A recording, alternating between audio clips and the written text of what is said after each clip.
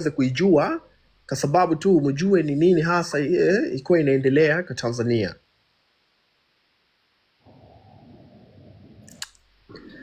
Hali ambayo ili kutatuka kwake inahitaji mbinu tofauti na ambayo Bwana Chakwera amekuja nayo sasa hivi, ya kufika tu kwenda Maikulu, kukutana na wale majambazi ambazo ni matuhumiwa na kuwataka watu wa siasa waje. Hapana, matatizo ile kuweko sasa hivi sio matatizo baina ya mavyama ya siasa. Hivyo basi tunaomba kwa heshima kubwa Secretariat ya Commonwealth ya Jumuiya ya Madola itathmini upya njia iliyopo na kuzingatia mikakati mbadala au mifumo zaidi ambayo inaweza kukidhi kwa ufanisi zaidi hali halisi ya nchi yetu.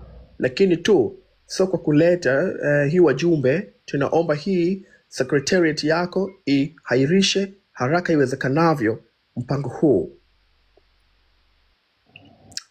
Mheshimiwa Secretary wa Commonwealth, kwa niaba ya raia wazalendo wenye wasiwasi wa Jamhuri ya Muungano ya Tanzania, tunawasilisha kwa heshima mapendekezo ifuatayo kwa ajili ya kuzingatiwa kabla hata Bwana Chakwera hajaendelea na mazungumzo yeyote.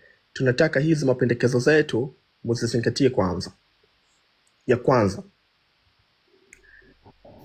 haraka kujiuzulu mara moja kwa viongozi muhimu wafuatao.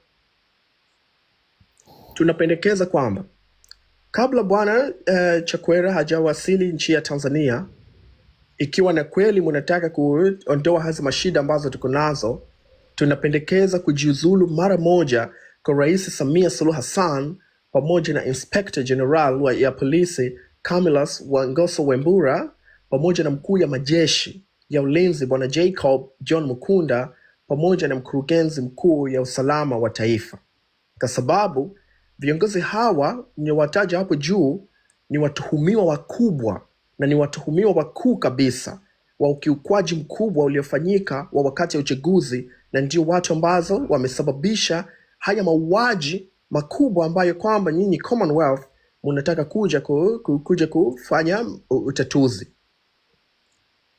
Tupo na ushahidi pamoja na viapo ambayo tumeambatanisha kwa ICC juu ya kwamba hawa watu ambazo nimekutajia ni watuhumiwa wakubwa ya uhalifu na mauaji ambayo imefanyika Tanzania. Namba 2, ili tu kama mnataka tukuje kufanya mazungumzo, waachiwe mara moja